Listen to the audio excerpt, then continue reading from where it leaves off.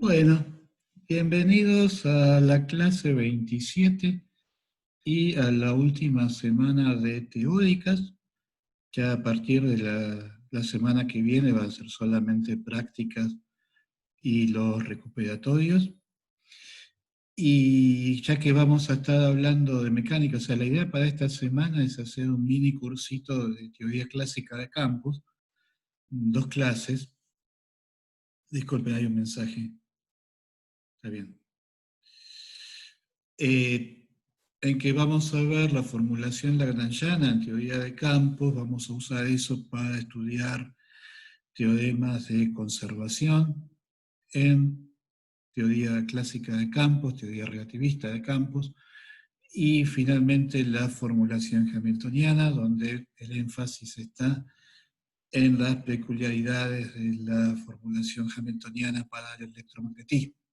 Entonces, ya que vamos a estar hablando de mecánica, parecía oportuno remontarnos a los orígenes de la mecánica en la visión de maestro Caloi. Esta es una de una serie de publicidades que hizo Caloi para la marca Parliament a finales de los 60, creo que era el 67. Y realmente fue algo histórico, la historia de la publicidad argentina, por la calidad de estos dibujos. Tengo que confesarles que en realidad yo no estaba buscando este dibujo lo encontré buscando otro, que era una caricatura de Einstein, en que Einstein decía que todo es relativo menos los Parliament, pero lamentablemente justo esa y otra caricatura de Bach que decía que lo que le gustaba de sus fugas era que se llevaban los Parliament, justo esas dos no se consiguen en la red. Así que si alguien las tiene o sabe cómo se pueden conseguir, les voy a agradecer. Pero bueno, de todas formas queda entonces la visión de la famosa experiencia de Pisa por el maestro Caloi. Y con eso arrancamos. Bueno, esta primera parte es un repaso de mecánica. Eh, en principio, la formulación más simple de un problema mecánico es la formulación de Newton. Uno tiene una partícula, la partícula tiene una posición X y la masa por la aceleración es igual a la fuerza.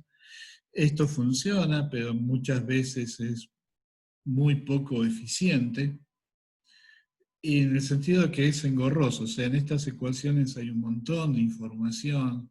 Cuando tiene muchas partículas, cuando uno tiene sistemas con vínculos, cuando uno tiene, por ejemplo, un mecanismo en que las distancias relativas entre los distintos elementos del mecanismo están fijos por las propias propiedades del mecanismo, no son variables independientes. Para tratar ese tipo de problemas en la formulación de Newton es necesario introducir fuerzas de vínculo para cada una de estas relaciones y el sistema se vuelve realmente engorroso. Hay una formulación más eficiente, que es la formulación de Lagrange, que inspirada en el principio de Fermat de la óptica, ¿no? El principio de Fermat dice que un rayo de luz para ir de un punto A a un punto B elige el camino que minimiza el camino óptico, que es la integral del índice de refracción a lo largo del camino. Inspirado al principio de Fermat de la óptica, se enuncia el principio de Lagrange, que dice que la trayectoria que elige un sistema mecánico para ir de una cierta posición xy, de una cierta posición xy en el momento t sub i, a la posición xf en el momento t sub f, la trayectoria que efectivamente elige el sistema para realizar esta transición es la que es un extremo de la acción, con la acción tomando entonces el lugar del camino óptico, y la acción es una integral en el tiempo de una cierta función, el lagrangiano, que es la que codifica la información sobre el sistema.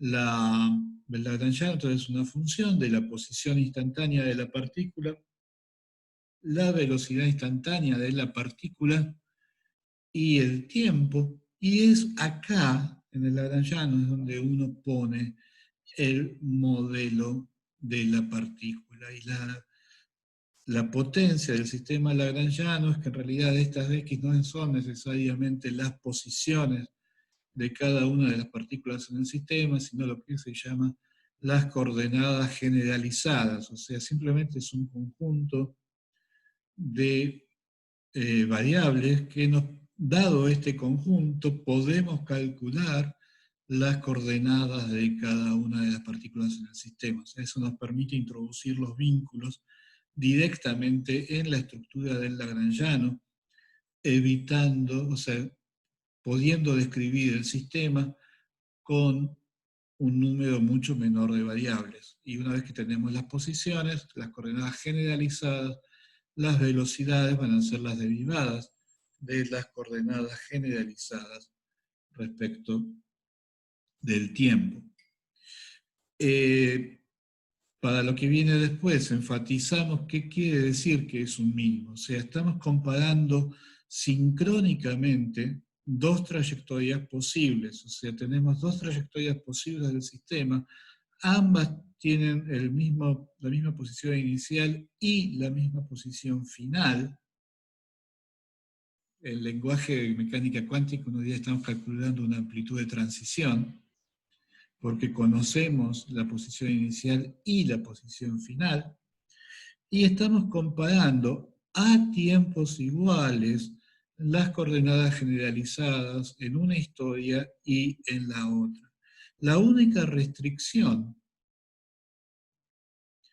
que tiene esta elección de trayectoria tiene que tener lo que se llama la propiedad heraclitiana, que es básicamente que el tiempo avanza de una manera unívoca. Entonces, en cada instante de tiempo, la partícula puede estar en un único lugar. O sea, la única restricción acerca de esta posible trayectoria es que no puede ir para atrás en el tiempo, no puede hacer como si fuera una cúbica, ¿no? No puede hacer un rulito de tal manera que a un tiempo dado yo podría tener dos o tres posiciones en una misma trayectoria.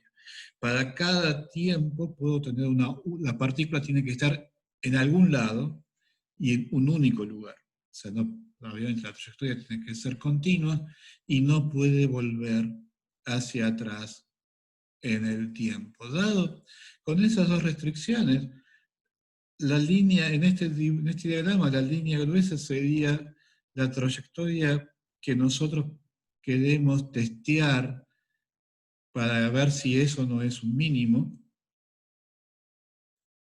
La línea punteada, entonces, es una trayectoria arbitraria donde las únicas restricciones son que no vuelva para atrás en el tiempo y que sea continua. Y una vez entonces que tenemos la trayectoria punteada, aparece la fluctuación en las velocidades, es simplemente de vuelta la derivada de la posición en la trayectoria punteada. O sea, las velocidades no se ven como variables independientes, sino que están supeditadas a las derivadas de la trayectoria variada. Entonces, yo comparo la acción calculada sobre mi candidato a trayectoria verdadera, la comparo con la acción en una trayectoria arbitraria pero próxima. La condición de extremo es que la variación de la acción se anule a primer orden, que es la manera de decir para, para un funcional que en un máximo la derivada tiene que ser cero. O sea, la acción tiene que ser estacionaria en la trayectoria verdadera del sistema, y eso, por una cuentita que ustedes ya han hecho en mecánica, da lugar a las ecuaciones de Lagrange. En los sistemas que tienen una energía cinética K, que es un medio de la masa por la velocidad al cuadrado, si tengo muchas variables, esto se da alguna forma cuadrática no negativa o definida positiva en las velocidades, y una energía potencial, de todas las fuerzas son conservativas, entonces el lagrangiano es simplemente la energía cinética menos la energía potencial. El lagrangiano tiene unidades de energía, pero no es la energía del sistema, y las ecuaciones, en este caso simple, las ecuaciones 5 son equivalentes a las ecuaciones de Newton. La potencia del método es la posibilidad de introducir información sobre el sistema, por ejemplo, la presencia de vínculos, directamente en el lagrangiano, sin tener que poner fuerzas ficticias cuyo único rol es garantizar la permanencia de los vínculos en el tiempo. ¿Está bien? ¿Está todo bien? ¿Tienen suficientemente fresco mecánica? ¿No hay nada particularmente que los sorprenda?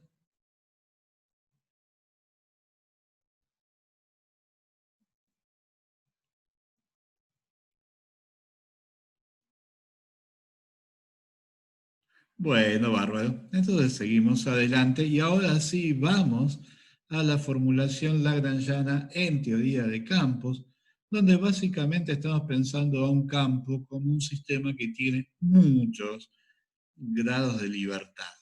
Eh, O sea, el caso más simple de teoría de campos es lo que se conoce como la teoría de Klein-Gordon, en que tengo un único campo, phi, que se transforma como un escalar ante transformaciones de Lorentz.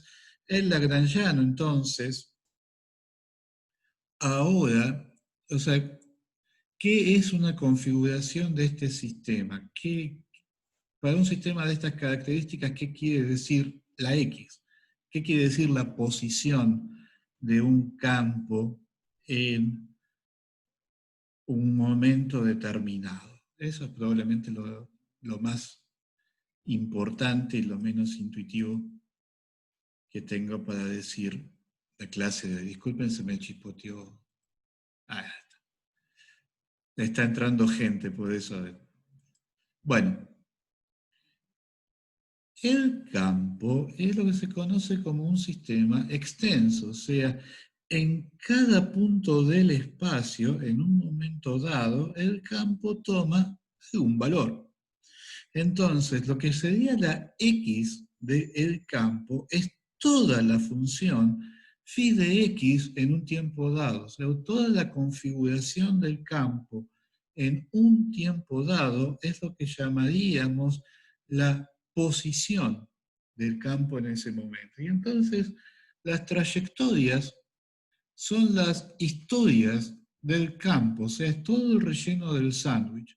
Cuando yo voy de TI a T sub F, en cualquier punto de todo este volumen, donde ahora un punto está determinado por una posición en el espacio y un tiempo, en cada evento de este volumen el campo toma algún valor. Y entonces la historia del sistema es el conjunto de todos esos valores. Ya no es simplemente una línea que atraviesa el espacio entre T sub I y T sub F, sino que es todo el relleno del sándwich. Hay campo en todos lados y eso configura una historia del sistema. Entonces,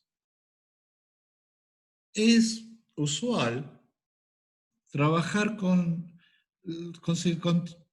teorías que son teorías locales. O sea, el lagrangiano es un funcional de la historia. O sea, lo que define el lagrangiano es que cuando yo agarro el lagrangiano y lo integro en el tiempo, me da la acción.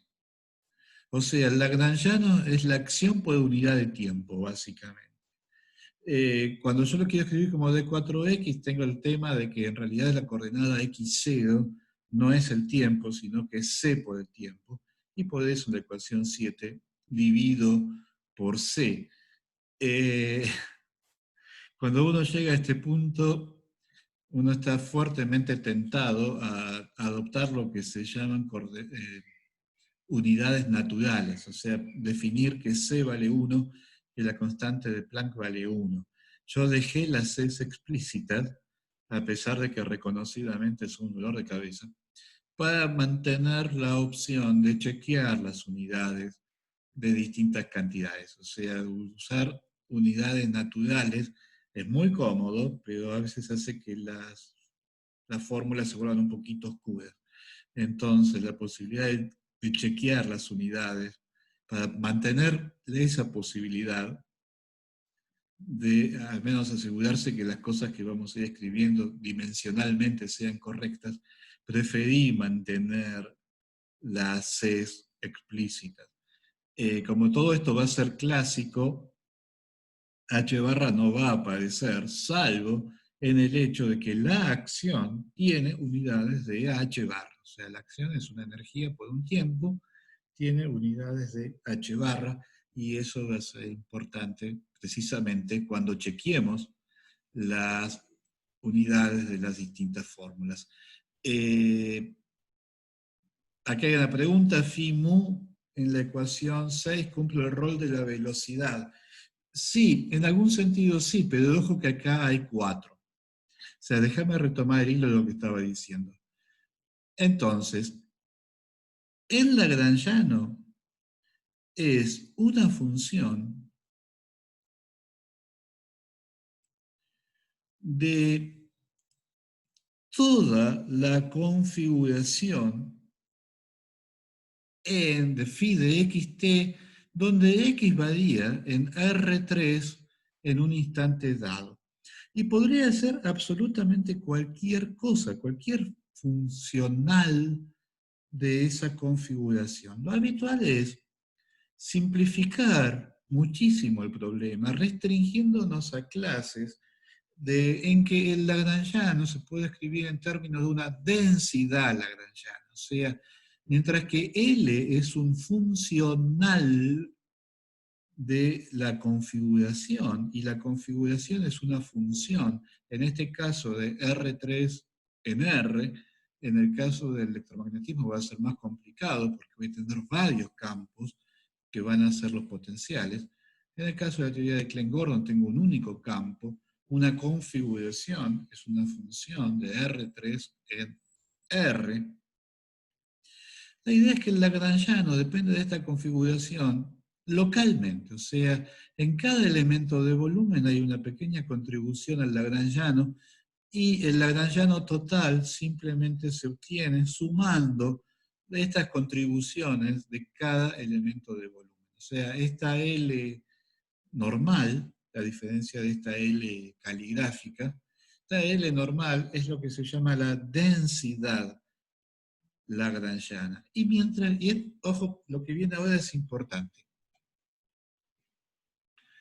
Mientras que la L caligráfica es un funcional de la configuración, la L latina es una función ordinaria de 6 variables, que son el campo en la posición X, el tiempo y las 4 derivadas, las 4 componentes del gradiente del campo en la posición X. O sea, L es una función ordinaria de 6 variables, no es un funcional, es una función ordinaria de 6 variables que ocurren ser el campo, las 4 componentes del gradiente y el tiempo. En particular, efectivamente, la derivada temporal sería el equivalente de la velocidad del campo, pero acá están las 4 componentes del gradiente, ¿no? El formalismo se construye para ser invariante Lorentz, y por eso uno trata de no privilegiar al tiempo, trata de mantener la simetría entre las 4 componentes, las 4 coordenadas del espacio de Minkowski. Por eso, en general, en la ecuación 7, la acción es esta expresión la que uno normalmente usa como la integral en el espacio-tiempo de la densidad lagrangiana.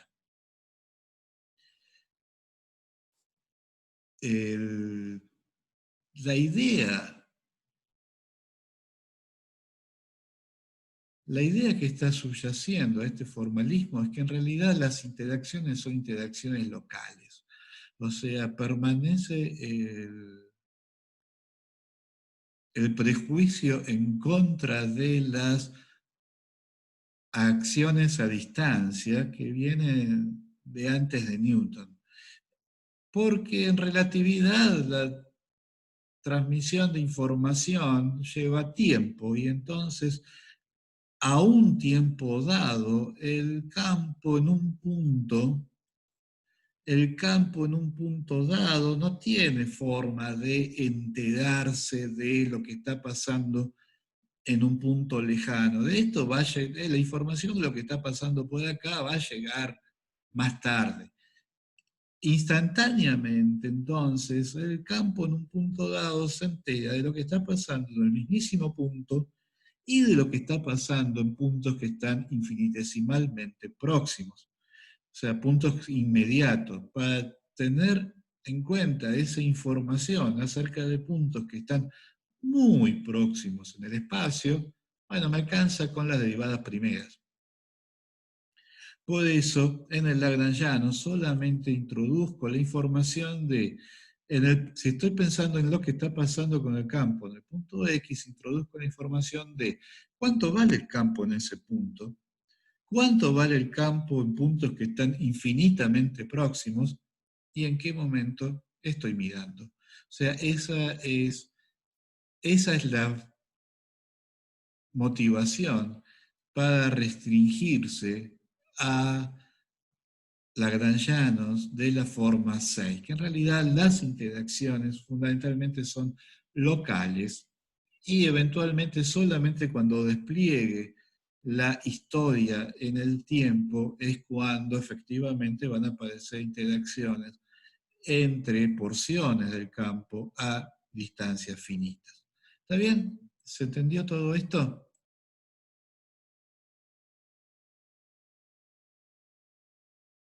Bueno. De todas formas, esto es tremendamente general y todavía hace falta restringirlo bastante para poder llegar a una formulación que sea manejable. De vuelta, ¿no? Vamos a comparar entonces dos historias posibles del sistema, entendiendo que la historia es todo el relleno del sándwich, y eso lleva a la variación de la acción. Fíjense que estamos comparando dos historias sincrónicamente, ¿no? Una phi de xt y una phi prima de xt, comparándolas en el mismo punto x y en el mismo tiempo. Y entonces lo que puede variar es el valor del campo en ese punto o los valores del gradiente del campo en ese punto. Entonces, recordando que L es una función ordinaria, estas son derivadas parciales de cálculo 2, no son derivadas variacionales, llegamos bueno, lo que acabo de decir. ¿Qué podemos variar? Bueno, podemos variar el valor del campo en ese punto, y eso da origen a este término. Podemos variar las componentes del gradiente, y eso da origen a este término. Pero las variaciones en el gradiente no las pensamos como algo independiente respecto de la variación del campo. O sea, la variación del gradiente es el gradiente de la variación. Y eso nos permite integrar por partes en este término. Obviamente aparece un término de superficie, pero la superficie espacial, el infinito espacial, pensamos que lo tomamos suficientemente lejos que ahí la variación es cero. Y en cuanto al término de superficie en el tiempo, precisamente estamos considerando historias que coinciden en el momento inicial y en el momento final. Y por eso el término de borde respecto de la integral en el tiempo se anula por construcción, porque eso es el caso que estamos mirando. Y entonces tiramos el término de superficie y alcanzamos la ecuación nueva, o sea, la variación de la acción. O sea, como estamos pidiendo que la acción sea estacionaria ante cualquier variación, en los valores del campo, tiene que ser 0 el corchete, y eso nos lleva a la ecuación de Euler-Lagrange, que son las ecuaciones 10, y que, como se puede apreciar, explícitamente es invariante de Lorentz. O sea, una de las gracias de todo este formalismo es que la invariancia Lorentz ya está metida adentro del sistema. Esta ecuación, por definición, ya es invariante de Lorentz. ¿Está bien? ¿Me está pudiendo seguir? Bueno, de todas formas, decía, esto todavía es demasiado general y hace falta restringirlo mucho más para poder llegar a algo que sea manejable. La primera restricción que uno impone es que L sea cuadrático en la derivada temporal de phi. En realidad tendría que haber dicho en el gradiente de phi.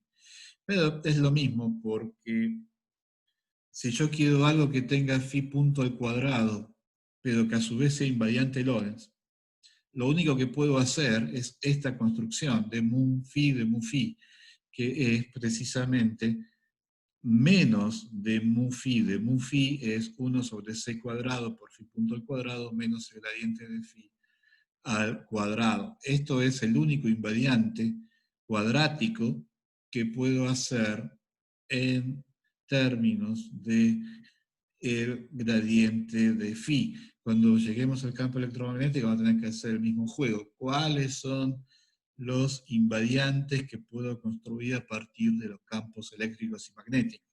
Acá también, bueno, ¿cuál es el invariante que puedo construir a partir del campo? Phi ya es en sí mismo un invariante, y por lo tanto cualquier función de phi va a ser también invariante, no solo una función cuadrática, cualquier función de phi es un invariante.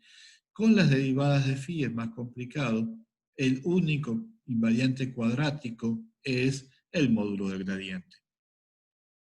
Entonces, con estos elementos, fíjense, esto es, bueno, yo impongo que quiero que las ecuaciones sean de segundo orden respecto del tiempo, es algo que uno impone arbitrariamente. Apela al principio de causalidad, pero el principio de causalidad tampoco está esculpido en piedra, porque después en mecánica cuántica la ecuación de Schrödinger no va a ser de segundo orden en el tiempo, va a ser primer orden en el tiempo.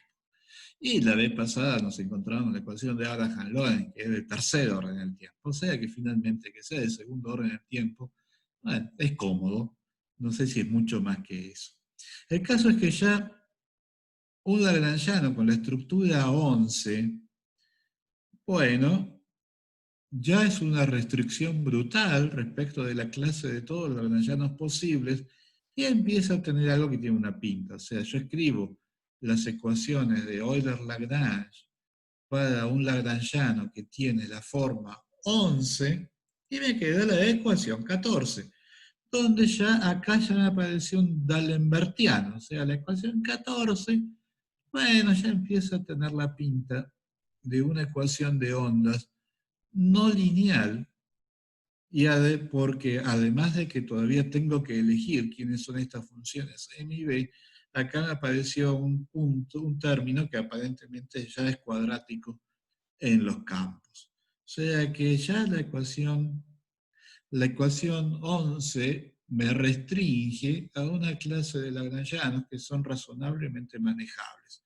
Siguen siendo demasiado complicados, uno lo simplifica todavía más. Le pide que esta función m de phi valga 1, lo cual define las unidades de phi.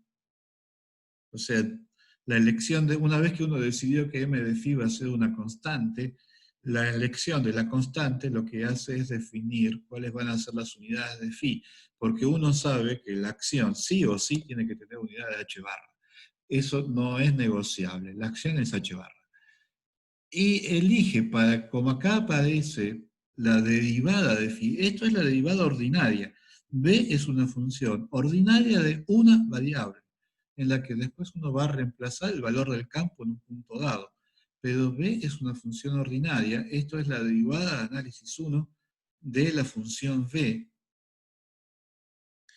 Entonces, como acá aparece la derivada de b, si yo quiero que la ecuación 14 quede lineal en phi, elijo una b que sea cuadrática.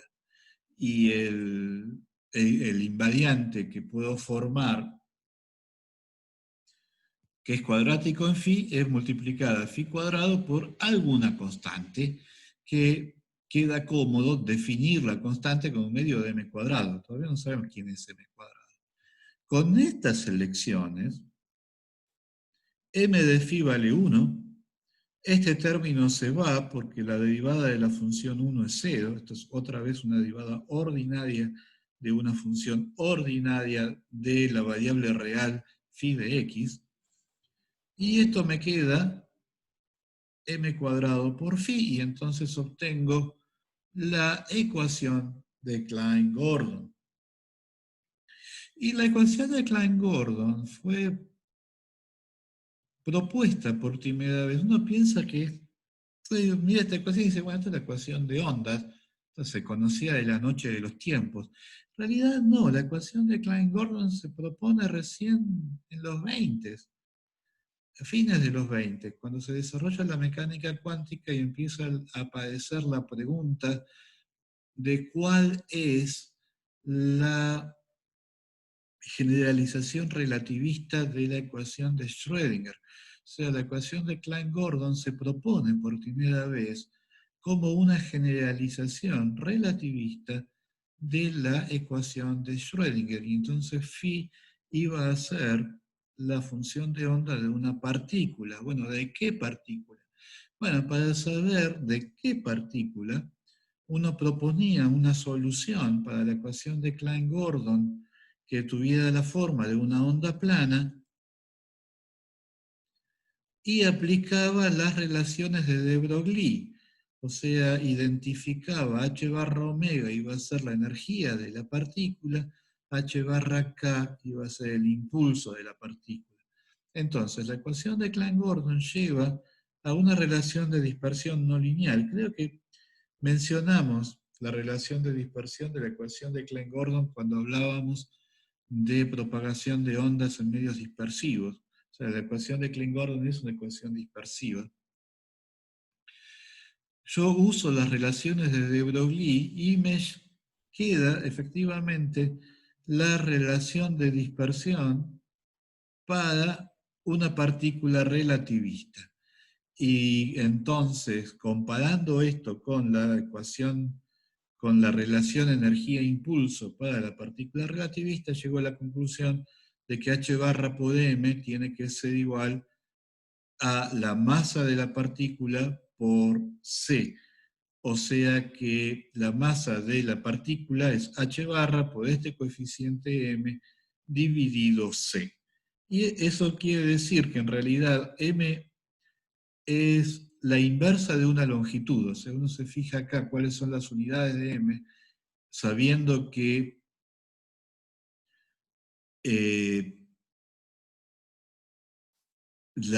sabiendo que este término phi cuadrado tiene que tener, phi punto cuadrado tiene que tener unidades de densidad de energía, eso fija las unidades de phi, y entonces sabiendo cuáles son las unidades de m cuadrado por phi cuadrado, yo puedo sacar cuáles son las unidades de m. M tiene unidades de inversa de longitud. La longitud, cuya inversa es m, es precisamente la longitud de onda Compton de la partícula. ¿Está bien? ¿Esto se entendió? ¿Alguna pregunta de esto? Para ver este tema de las unidades, lo que tienen que hacer es tomar esta forma del lagrangiano con m de phi igual a 1,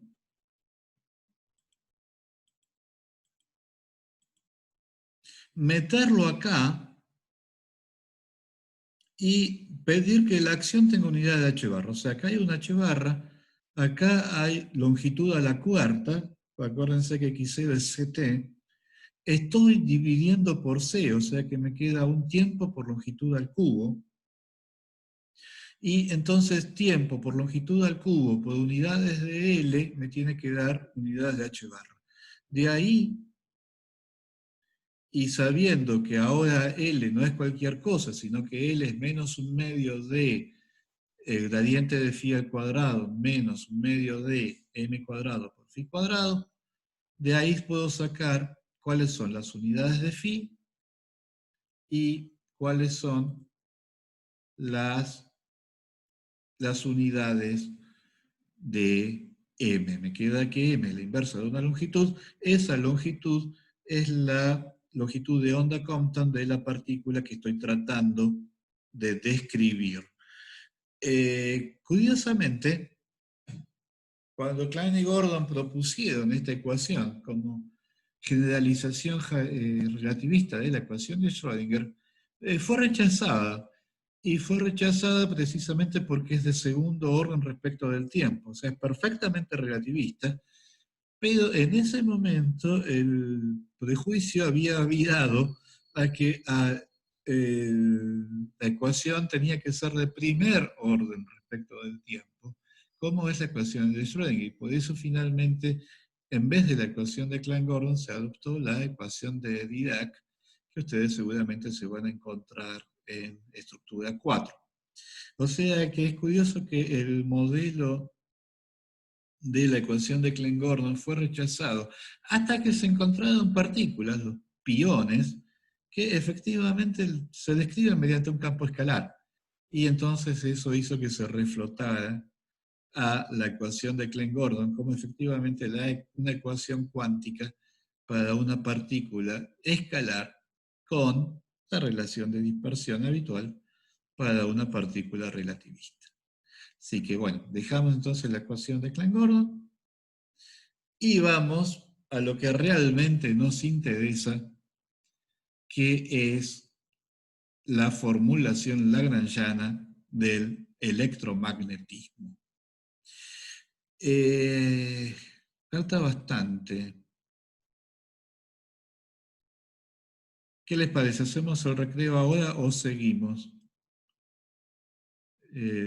Queda bastante tema para la clase todavía. No sé, ¿prefieren hacer el recreo ahora y seguimos a las 10 en punto? Bueno, estas cosas son simples, pero hay que asimilarlas. Bueno, entonces seguimos a las 10.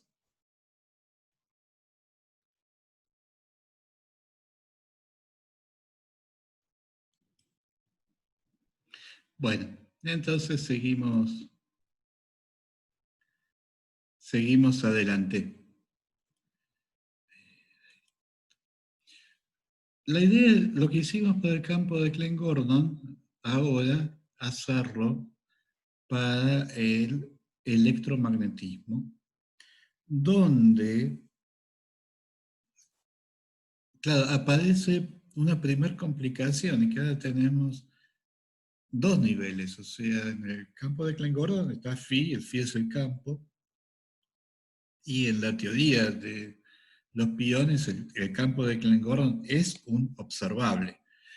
En el electromagnetismo tenemos esta ambigüedad, porque los observables son los campos eléctricos y magnéticos, E y B, pero la teoría se expresa en términos de los potenciales. Los potenciales no son observables, como los demuestra el hecho de que, de hecho, ni siquiera están bien definidos, están definidos a menos de una transformación de gauge, que es uno de los grandes temas para estas dos clases. O sea que aparecen estos dos niveles de la teoría, el nivel de los potenciales y el nivel de los campos, que son los realmente observables. La idea es que vamos a tomar como coordenadas generalizadas, van a ser los potenciales, o sea, las coordenadas respecto de las cuales vamos a considerar la variación de la acción, van a ser variaciones en los potenciales, pero que el lagrangiano se expresa en términos de los campos. O sea, el lagrangiano, así como le vamos a pedir al lagrangiano que sea explícitamente invariante Lorentz, le vamos a pedir al lagrangiano que sea explícitamente invariante de gauge.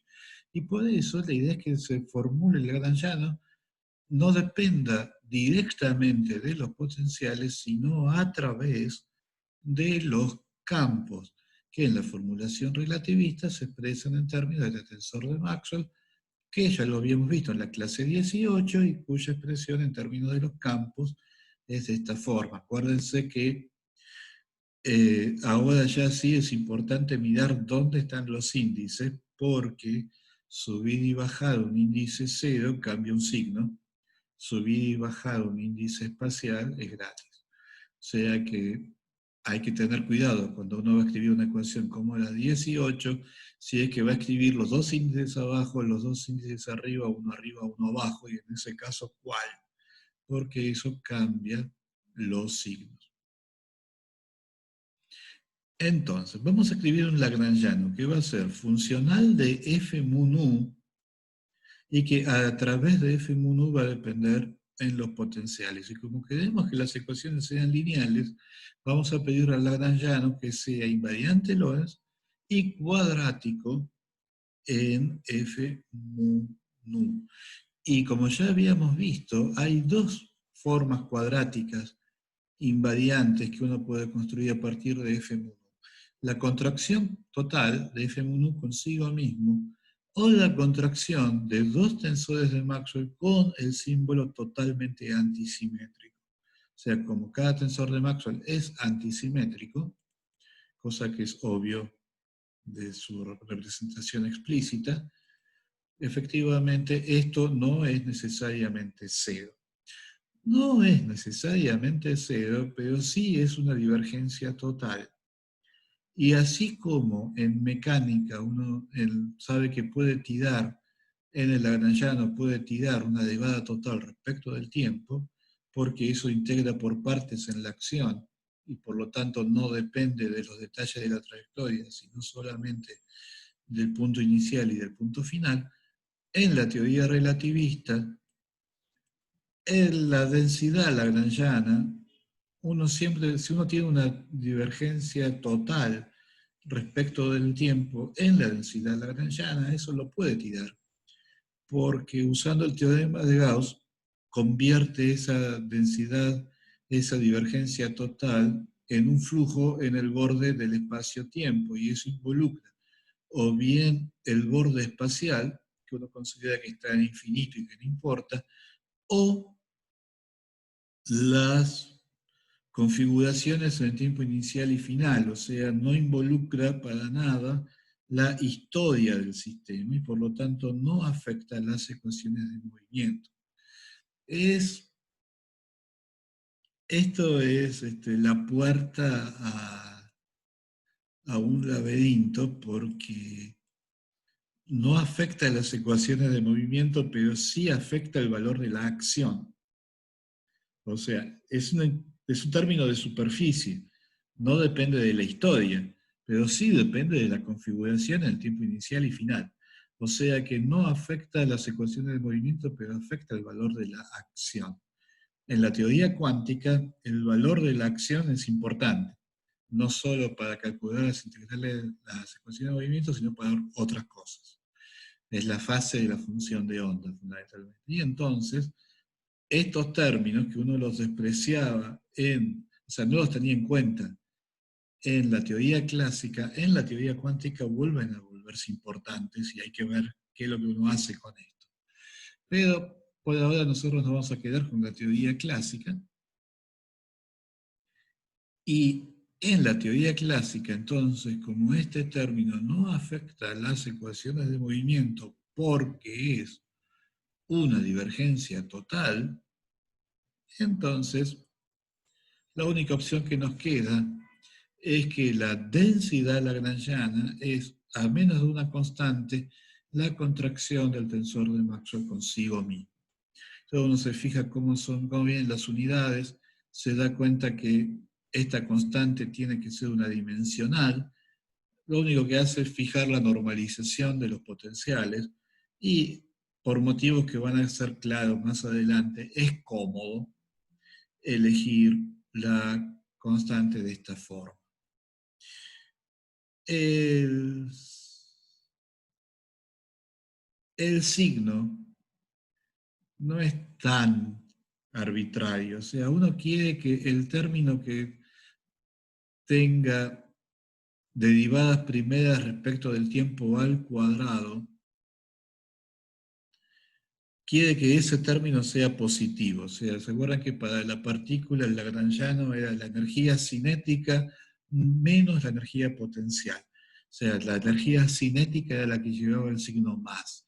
Uno quiere preservar esa propiedad, porque lo que quiere decir eso, el hecho de que la energía cinética vaya con el signo más, quiere decir que ir más rápido aumenta la acción.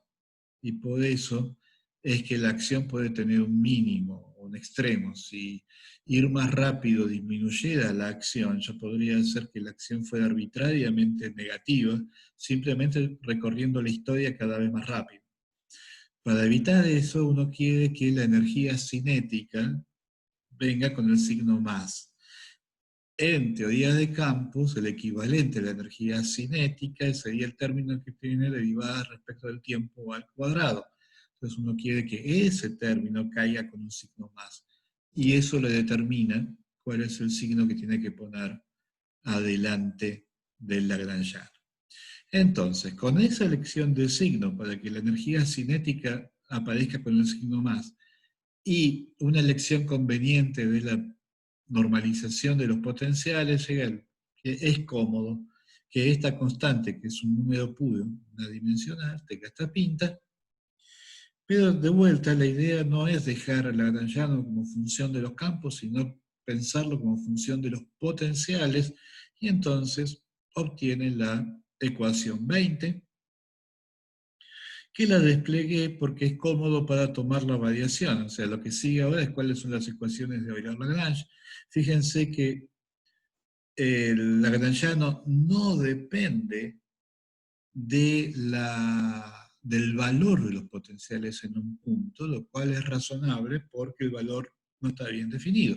Yo puedo darle en un punto dado, yo puedo hacer que los potenciales tengan cualquier valor que yo quiera haciendo transformaciones de Gauge. De hecho, puedo pedir que valgan cero en un punto dado. Lo que no puedo pedir es que valgan cero en todos los puntos, en todo, para un dado valor del tiempo, a menos que los campos también valgan cero. Pero en un único punto, perfectamente puedo pedir que los potenciales se anulen, por lo cual tiene sentido que el lagrangiano no dependa del valor de los potenciales, depende solo de las derivadas de los potenciales. Y entonces la ecuación de Euler-Lagrange se reduce a que la derivada respecto de mu de esta cantidad tiene que valer cero. No va a aparecer el término de L respecto de A. Hago la cuentita, ¿no? La forma 20 está desarrollada para calcular la variación, por la derivada, porque L es una derivada ordinaria de estas 16 variables. Tengo 4 potenciales y voy a tomar derivadas respecto de 4 coordenadas. O sea que L es una función ordinaria de 16 variables. Calculo la derivada de esa función ordinaria y me queda que la derivada es proporcional al tensor de los campos, y las ecuaciones de Euler-Lagrange son precisamente las ecuaciones de Maxwell para el campo electromagnético libre. Las ecuaciones inhomogéneas de Maxwell. O sea, las ecuaciones que están acá son que la divergencia de E valga cero y la ley de Ampère-Maxwell. Las otras ecuaciones, la divergencia de B igual a cero y las ley de Faraday, no me hace falta imponerlas porque ya están implícitas en haber escrito a los campos en términos de potenciales. O sea, si yo digo que B va a ser el rotor de A, bueno, la divergencia de B va a valer cero. No hace falta que lo escriba explícitamente. Y también por la forma en que escribo el campo eléctrico, menos el gradiente de phi menos 1 sobre c por la derivada respecto al tiempo de A, va a ser automático que se va a satisfacer la ley de Faraday. sea que las dos ecuaciones que sí realmente necesito son la ley de Gauss y la ley de Ampère-Maxwell, y ambas en la versión relativista se reducen a que la tetradivergencia del tensor de los campos tiene que valer 0, y efectivamente esas son las ecuaciones de Euler-Lagrange para este lagrangiano, una constante por f mun 1, f mun 1. ¿Está bien? ¿Se entendió? ¿Me pudieron seguir?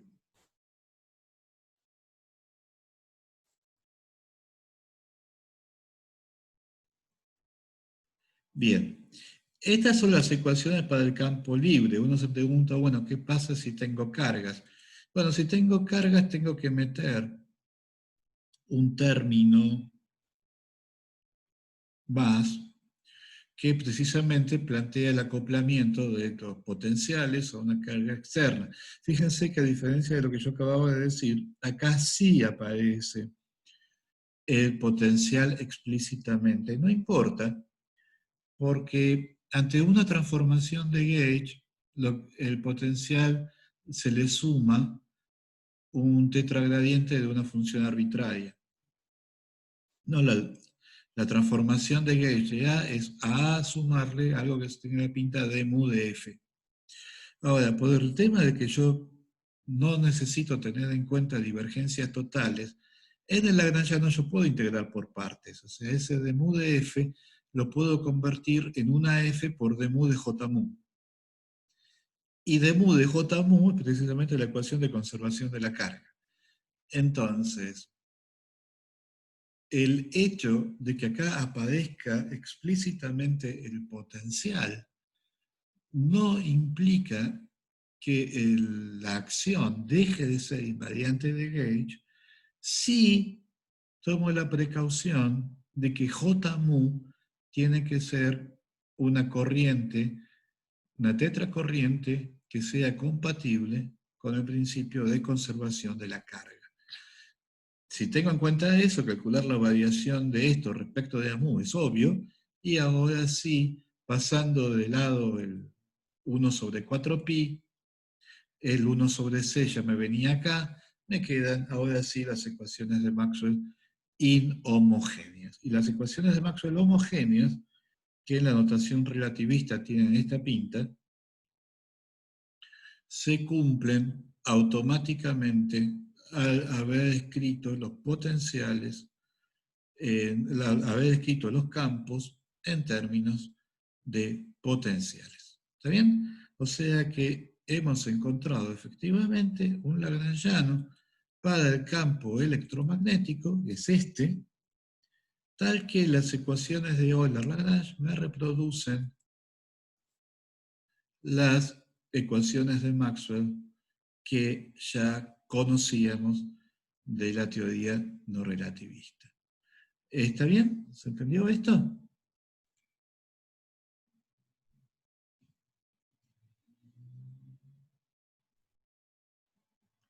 Bien, entonces seguimos. Y el tema que viene ahora es cómo usar toda esta maquinaria para estudiar. Ah, bueno, perdón, un tema más. Es interesante desarrollar al lagrangiano en términos de los campos. Esta es una cuentita que ya habíamos hecho cuando estudiábamos los invariantes del campo electromagnético. ¿Se acuerdan? Ese tipo de relaciones de que si E cuadrado es mayor que B cuadrado en un referencial, entonces no es posible encontrar un referencial en el que el campo se anule idénticamente. Sí es posible encontrar un referencial en el que el campo magnético se anule. Todas esas cuentitas, bueno, la misma cuentita me dice que el lagrangiano se puede escribir en términos de los campos de esta manera. Ahora escribo los campos en términos de los potenciales, y la sorpresa, ¿se acuerdan que esto de energía cinética menos energía potencial? La energía cinética era el término que tenía las derivadas respecto del tiempo al cuadrado. Ah, la sorpresa es que la derivada de phi no aparece por ningún lado. O sea, no está la derivada de phi respecto del tiempo, está el gradiente de phi, pero no está la derivada de phi respecto del tiempo. sí está la derivada de A respecto del tiempo. O sea que acá ya se ve que el potencial vector y el potencial escalar no están realmente en el mismo nivel. Están jugando un papel distinto, porque la energía cinética es solamente las derivadas respecto del tiempo de A. Las derivadas respecto del tiempo de phi no están. Esto, ¿qué está pasando acá? ¿Por qué el potencial escalar y el potencial vector, si son simplemente cuatro componentes de un mismo tetrapotencial, por qué no están jugando al mismo nivel? Bueno, eso es la gran motivación para pasar a la formulación hamiltoniana, porque ahí realmente uno va a empezar a entender qué es lo que está pasando. Lo que uno ya puede decir entonces es que la ecuación que viene de variar el potencial escalar no es una ecuación de movimiento. Las ecuaciones de movimiento del formalismo lagrangiano son de segundo orden respecto del tiempo. O sea, una ecuación de movimiento es algo que me dice cuánto vale la aceleración si yo conozco la posición y la velocidad. La ecuación que sale de variar el potencial en el principio de Lagrange para el campo electromagnético no me dice cuánto vale una aceleración. Me da una relación entre el valor del potencial escalar y la velocidad, la derivada del potencial vector. O sea, no es una ley de Newton, no me dice cuánto vale la aceleración en función de la posición y la velocidad. Me dice que la posición y la velocidad no las puedo elegir independientemente, que tienen que satisfacer esta condición. O sea, no es una ecuación de movimiento, es un vínculo. Me dice que no puedo elegir la posición y la velocidad iniciales, no puedo elegir cualquier cosa. No puedo decir, sea una partícula en reposo. Ah, tengo que ver si poner a la partícula en reposo en ese lugar es consistente con los vínculos. Acá también. No puedo elegir arbitrariamente la velocidad a punto y la posición phi. El gradiente de phi en este lenguaje es simplemente tomar phi en dos puntos próximos y calcular la diferencia. Es simplemente una función de la configuración del campo escalar en un momento dado. No puedo elegir las derivadas de A y la configuración del campo escalar arbitrariamente. Tienen que satisfacer el vínculo 28. Uno mira el vínculo 28 de vuelta y se da cuenta que está escribiendo la ley de Gauss.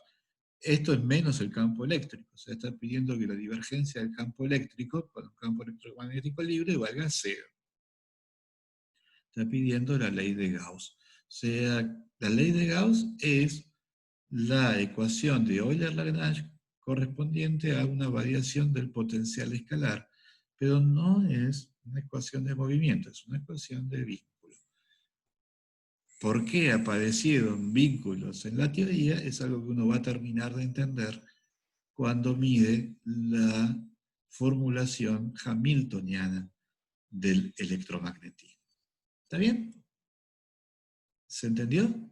Que nosotros lo vamos a ver el miércoles, o sea, simplemente estoy tratando de meter un poquito de suspenso para llegar al gran final del miércoles. Bueno, bueno, entonces ahora sí, vamos a lo que sería el último tema de la clase de hoy, que es leyes de conservación en la formulación relativista. O sea, nosotros vimos las leyes de formulación para el campo electromagnético en la formulación no relativista, que en particular en presencia de medios era controvertido. O sea, esto llevaba a la polémica entre Abraham y Minkowski, que todavía no está completamente saldada.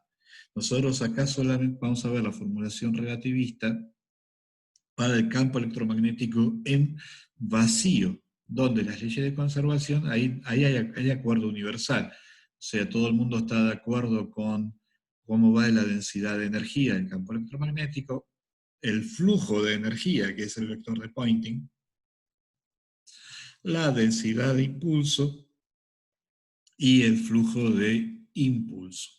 Esto vale para cualquier sistema extenso, también para un fluido. En la estructura 1, en la primera clase de estructura 1, les van a definir la densidad de energía del fluido, esencialmente la energía cinética del fluido, el flujo de energía, la densidad de impulso y el flujo de impulso, que tiene una parte isótropa, que es la presión, una parte convectiva, que esencialmente es V sub I por V sub J, y una parte viscosa. La segunda ecuación 29, en estructura 1, la conservación del impulso, son las ecuaciones de Navier-Stokes. Y la conservación de la energía, cuando un flujo incompresible, no hace falta introducirla explícitamente, sino se la introduce.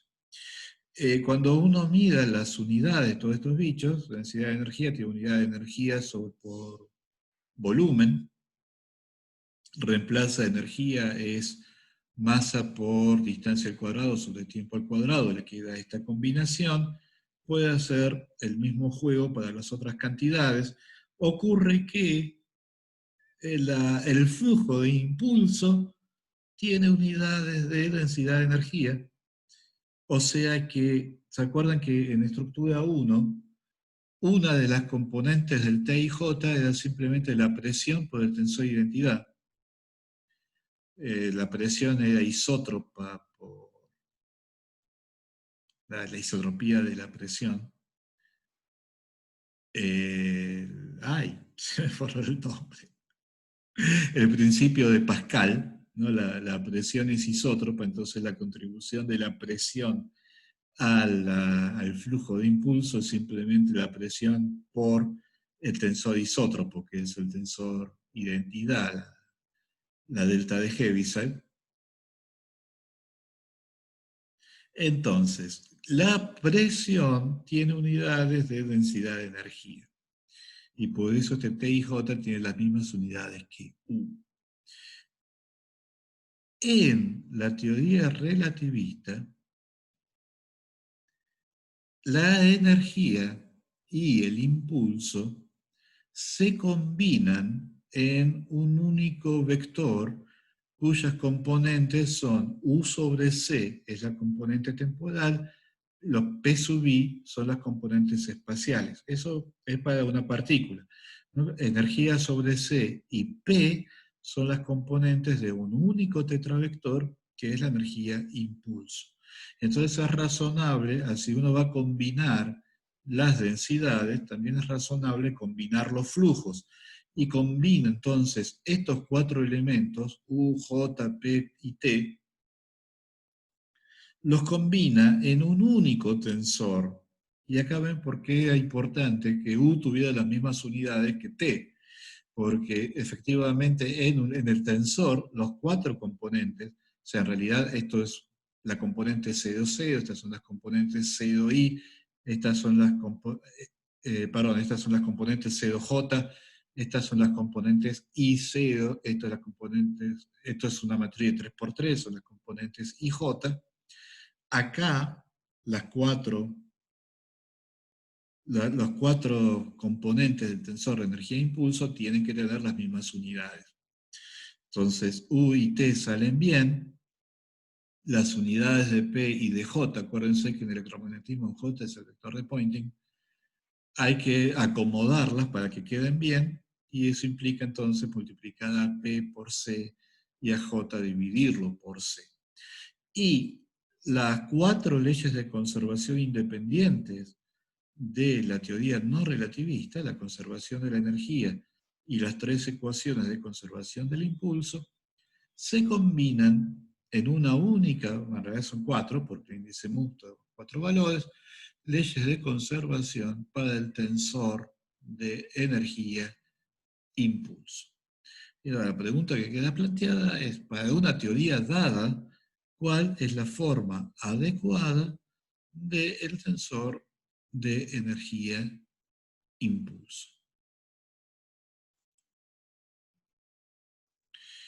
Bueno, acá hay un problema, y es que en realidad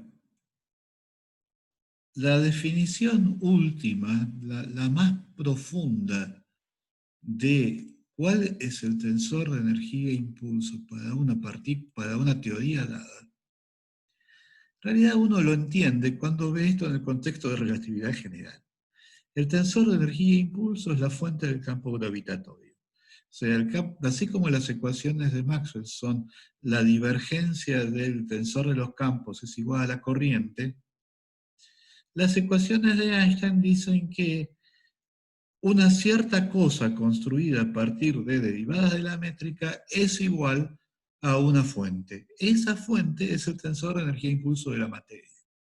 Entonces, el tensor de energía-impulso es lo que pesa, es lo que es fuente del campo gravitatorio. Pero como si trato de introducir relatividad general, me voy de escala, voy a usar un subterfugio, o sea, voy a construir.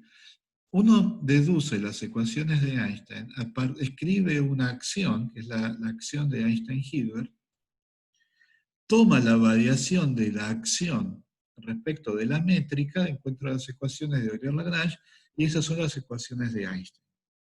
Las ecuaciones de Einstein son las ecuaciones de Euler-Lagrange de la acción de Einstein-Hilbert. Esas ecuaciones de Euler-Lagrange tienen términos que solo dependen de la métrica y de derivadas de la métrica.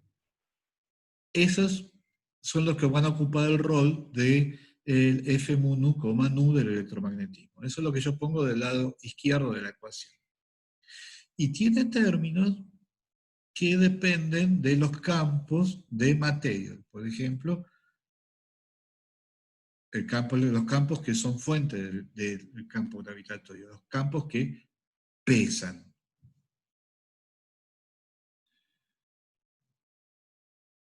Esos términos, entonces, son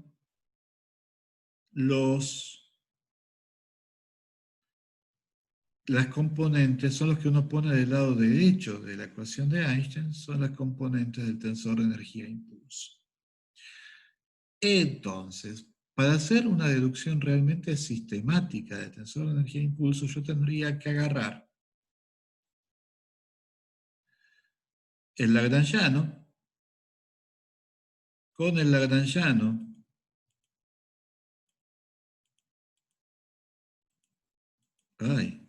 construirme la acción, escribir la acción, no en un espacio de Minkowski, sino en un espacio con una métrica arbitraria, y tomar la variación respecto de la métrica. O sea, eso es lo que tendría que hacer, eso es lo que se hace en el capítulo 1 de cualquier libro de relatividad general. Por razones obvias, no lo voy a hacer, porque esto no es un curso de relatividad general. Pero voy a usar un subterfugio. Así como en la teoría de relatividad restringida uno define la acción para que automáticamente sea invariante Lorentz, en relatividad general uno define la acción de tal manera que sea invariante frente a cambios generales de coordenadas. Eso quiere decir que si yo cambio las coordenadas, la métrica y los campos de materia, la acción permanece invariante. Lo cual quiere decir que la variación respecto de la acción es menos la variación combinada respecto de las coordenadas y los campos de materia. Entonces, yo querría calcular la variación de la acción respecto de la métrica. Lo que voy a hacer es calcular la variación de la acción respecto de las otras dos cosas. ¿Qué pasa si hago un cambio de coordenadas que no es necesariamente una transformación de Lorentz? Un cambio de coordenadas que sea un cambio de coordenadas arbitrario.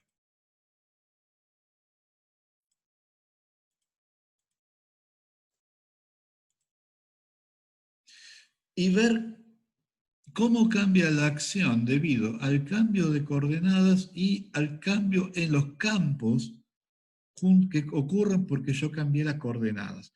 La combinación de esas dos variaciones es equivalente, a menos de un signo, a haber variado la métrica dejando las coordenadas y los campos quietos, que es lo que uno hace para deducir las ecuaciones de Einstein. O sea,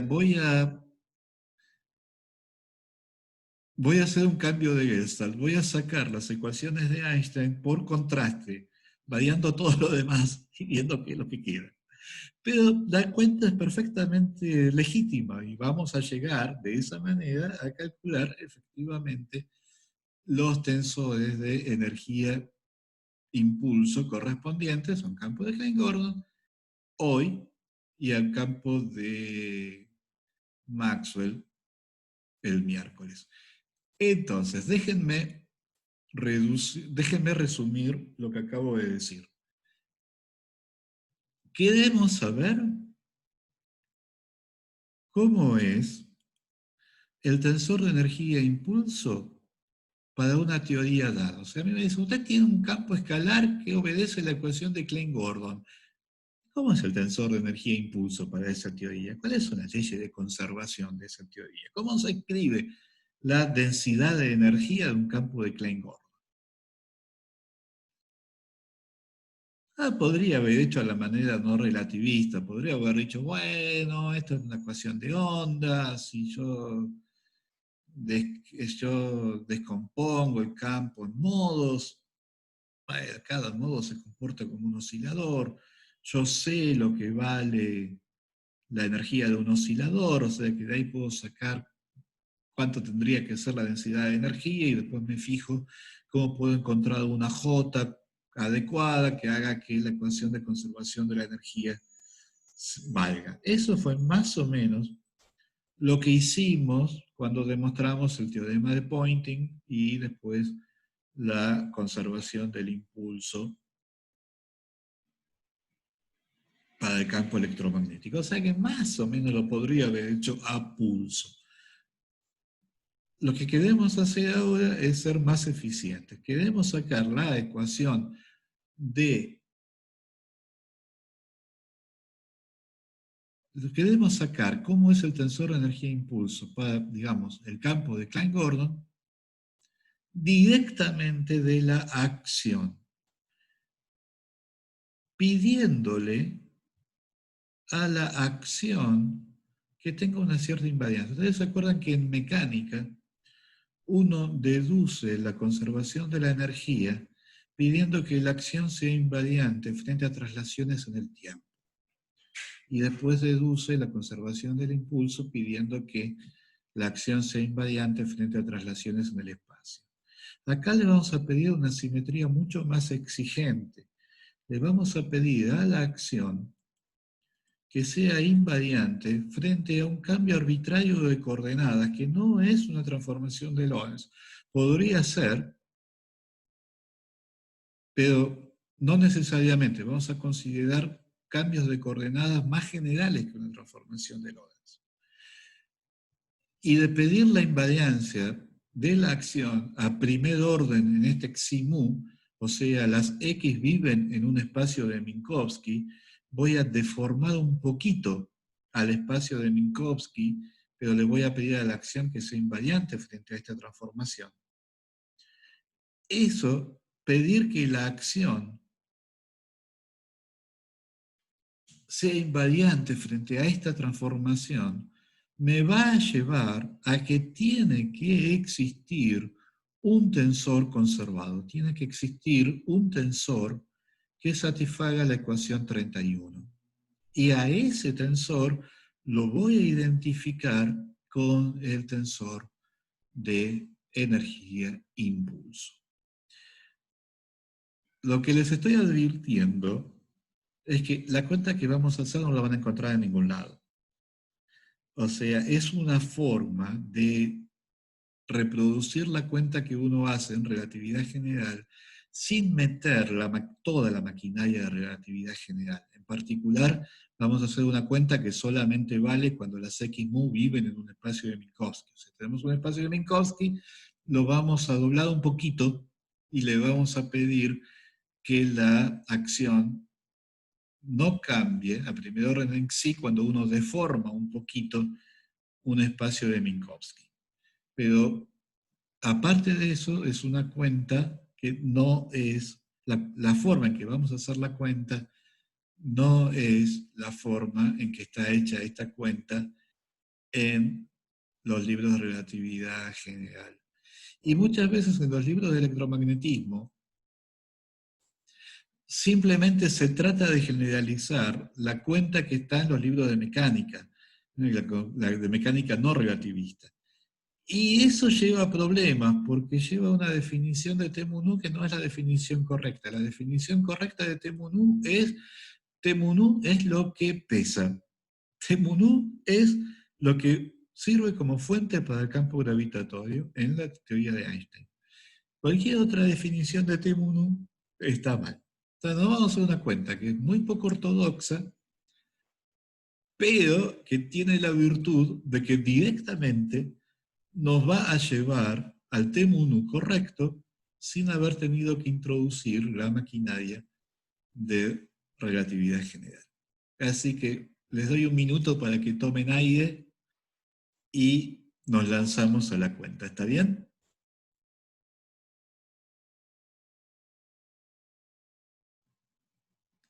¿Se animan? Vamos. Bueno, ahora vamos a ver solamente el caso de Klein-Gordon. Y el miércoles vamos a ver el caso de Maxwell y la formulación hamiltoniana de Maxwell. El PDF que subí ya tiene las dos cosas. O sea, esta vez subí los dos PDFs de la semana en un único archivo. Entonces, yo tengo la acción y quiero ver qué pasa cuando hago un cambio de coordenadas. Sin tocar la métrica va a seguir siendo la métrica de Minkowski. Voy a cambiar las X, y al cambiar las X, automáticamente van a cambiar los campos de materia. O sea, tengo que saber cómo cambian los campos de materia cuando hago un cambio de coordenadas. En el caso de Klein-Gordon, la transformación es la transformación de un escalar, la versión más sencilla posible. En el caso de Maxwell va a ser un poco más complicado porque voy a tener la ley de transformación de un vector, el tetravector de los potenciales. Al ser phi un escalar, b de phi. B de phi, si quieren, piensen en un medio de m cuadrado por phi cuadrado. No necesariamente b de phi podría ser un potencial más general. Y de hecho lo dejé como b de phi porque es más corto escribir b de phi que un medio de m cuadrado por phi cuadrado. Pero lo único que importa de b es que es una función ordinaria de una única variable real que yo voy a reemplazar por el campo en un punto dado. Tengo que tener cuidado porque al hacer el cambio de coordenadas, en la acción un cambio de coordenadas aparece con un cambio de variables. Y entonces me aparece el jacobiano del cambio de variables, que calculado a primer orden en sí me queda 1 menos la divergencia de este tetravector xi. O sea, xi es simplemente las nuevas coordenadas menos las viejas coordenadas. No le estoy diciendo nada acerca de xi. No lo estoy pidiendo en particular que sea un cambio de coordenadas lineal. Xi mu puede valer absolutamente cualquier cosa. Puede ser un desplazamiento del tiempo, un desplazamiento en el espacio. No tiene por qué ser un desplazamiento uniforme. Xi mu es una función de punto. Pero yo calculo el jacobiano a primer orden en sí, uso esta propiedad del determinante, o sea, acá lo único que hice fue usar la definición, trabajando a primer orden en sí, x es, si x' es x más xi, x es x' menos xi, o sea, que acá lo único que hice fue calcular efectivamente cuánto vale la derivada de x.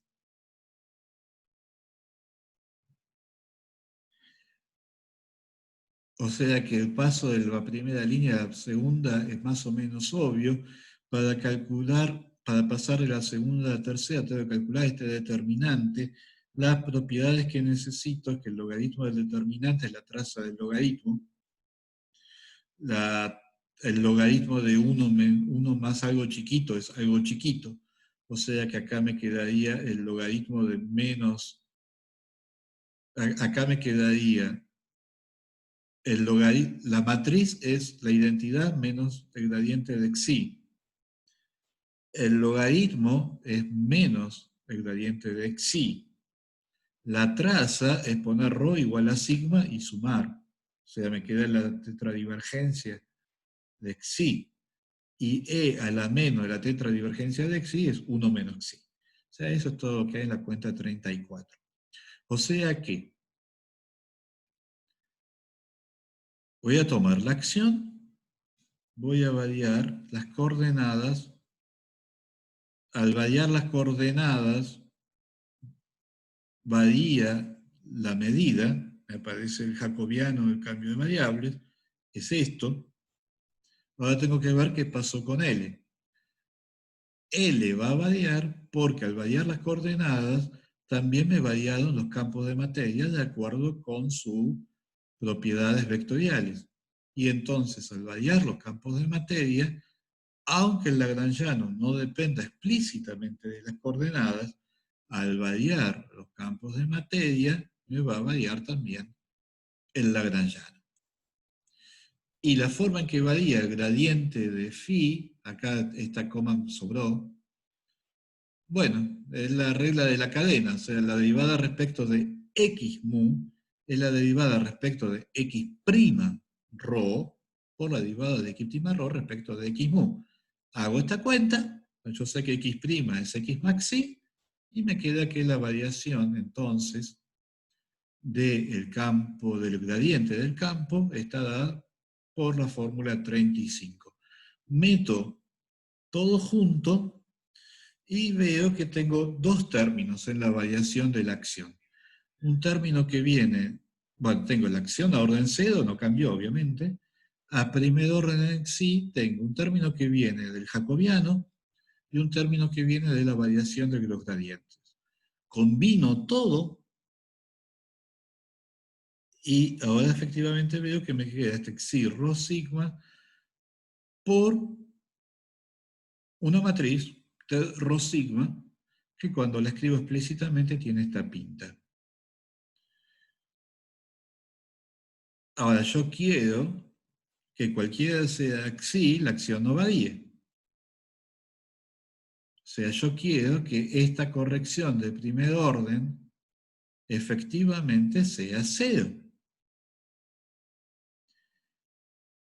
Claro, pero no me quedo 0 como función de xi. Bueno, para que me quede una función de xi, lo que hago es integrar por partes, usar el teorema de Gauss, tiro el término de superficie, ya sea porque el infinito está lejos o porque el cambio de coordenadas que estoy usando se anula, xi se anula tanto en el tiempo inicial como en el tiempo final.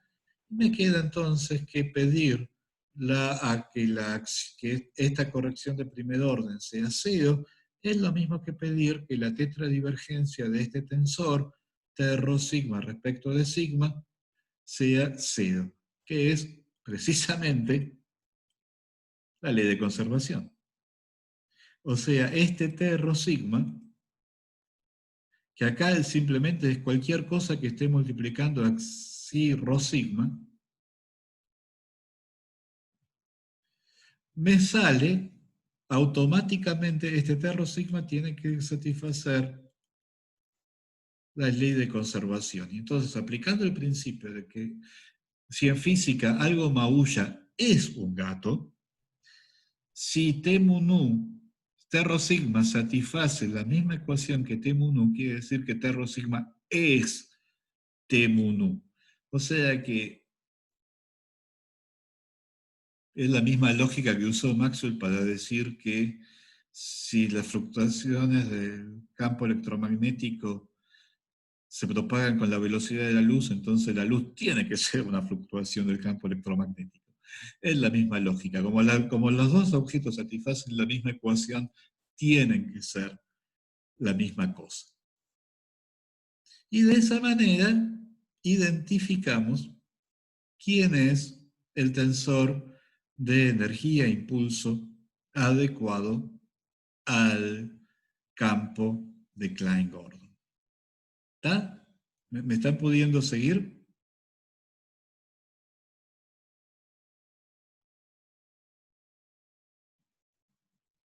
Vamos a verificar explícitamente que lo que estamos diciendo tiene sentido. Bien.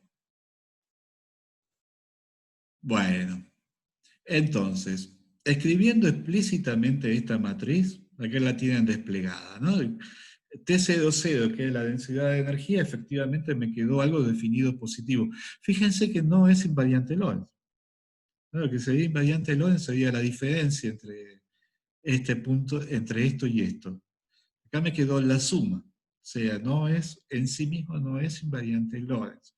Pero sí es algo definido positivo, que es algo que es una propiedad que uno espera que una densidad de energía debería tener. Una densidad de energía debería ser algo definido positivo. Me queda, bueno, esto sería el equivalente del vector de Poynting para el campo de Klein-Gordon. Esto sería la densidad de impulso para el campo de Klein-Gordon y esto es entonces el flujo de impulso del campo de Klein-Gordon. Esto juega el rol en el electromagnetismo, es el tensor de Maxwell. Y hay una propiedad curiosa, y es que el tensor de energía e impulso, fíjense que, bueno, U es U. Fíjense que este tensor es completamente simétrico. Esto es la parte espacial del T-U. Y acá las partes temporales, el TC2J y el TI0 son iguales. O sea que el tensor de energía e impulso salió de entrada solito, sin haberlo pedido, salió simétrico. Y eso es una propiedad, si se acuerdan de estructura 1, de vuelta, ¿no? En estructura 1 aparece el T y J, y el Bachelor dice inmediatamente T y J tiene que ser simétrico. ¿Y por qué tiene que ser simétrico? Y porque eso es lo que permite escribir una ecuación de conservación del momento angular.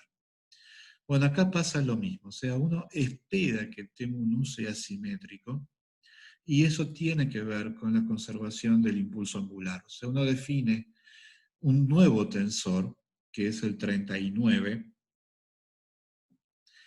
Esta transparencia está tomada del Landau 2, después miden el Landau 2. Define un nuevo tensor. El impulso angular es P por X, ¿no? Bueno, acá P es el tensor de energía e impulso y X es X. Esto reproduce la estructura de P por X. Y efectivamente, si T mu nu es simétrico, este M mu nu rho es conservado. Pero cuando yo calculo las derivadas, cuando la derivada respecto de mu, cuando la derivada le cae al T mu nu, me da la ley de conservación de T mu nu, eso es 0. Y los otros términos me quedan el T rho nu menos el T nu rho. Y entonces si T mu nu es simétrico, los otros dos términos también son 0.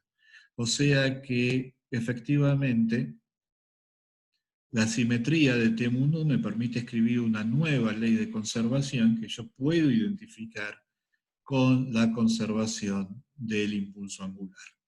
Y de vuelta, les recomiendo que este tema lo miren en el Landau 2, en el que está tratado con mayor extensión.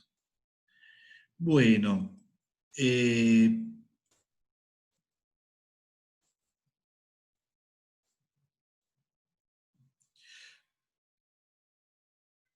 ¿tiene sentido o no lo que estamos diciendo? Bueno, uno se queda más tranquilo si verifica explícitamente que las leyes de conservación se cumplen. Discúlpeme un segundo, tengo que hacer algo.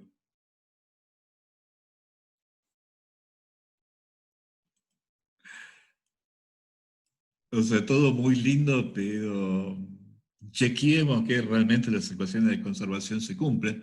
Bueno, acá me comí una coma. Esto es la derivada de TC2J respecto de Quijote. Y efectivamente, disculpen, usando las definiciones, ¿no?, de cada una de las componentes del tensor de energía e impulso, uno hace esta cuentita y llega a que efectivamente esta cosa le da un múltiplo de la ecuación de Klein-Gordon. O sea que si la ecuación de Klein-Gordon vale, entonces efectivamente se satisface la ecuación de una ley tipo conservación de la energía, lo cual valida que es la U que habíamos encontrado, es un buen candidato a hacer la densidad de energía del campo de Klein-Gordon. Y lo mismo vale para la conservación del impulso. O sea, uno reemplaza acá las formas explícitas que habíamos encontrado para P y para T y J. Tienen que tener cuidado porque P a 1 sobre C por T y C. O sea, tienen que tener cuidado donde van a ir a parar las Cs. Pero hace toda la cuentita y efectivamente otra vez le queda que esta combinación es un múltiplo de la ecuación de Klein-Gordon. O sea que nuevamente, si la ecuación de Klein-Gordon se satisface, entonces va a valer la ley de conservación esta, y eso uno lo va a poder identificar con la ley de conservación del impulso. O sea que efectivamente la manera de hacer la cuenta funcionó, y lo único que nos quedaría ahora es reproducir la cuenta para el caso de Maxwell, que vamos a tener que tener cuidado en que los campos son los potenciales y los potenciales se transforman como vectores.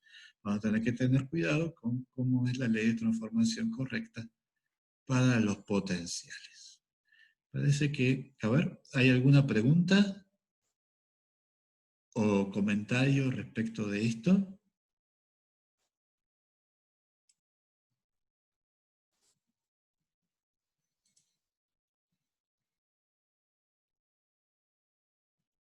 ¿Todo bien?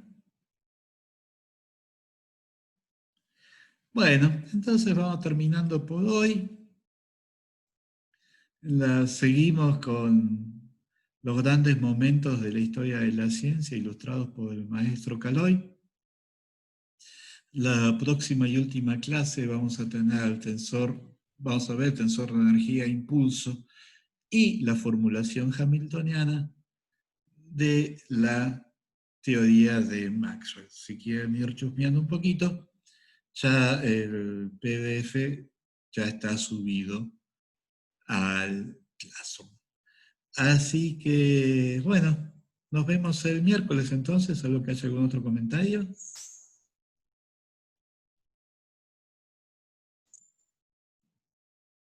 Bueno, hasta el miércoles.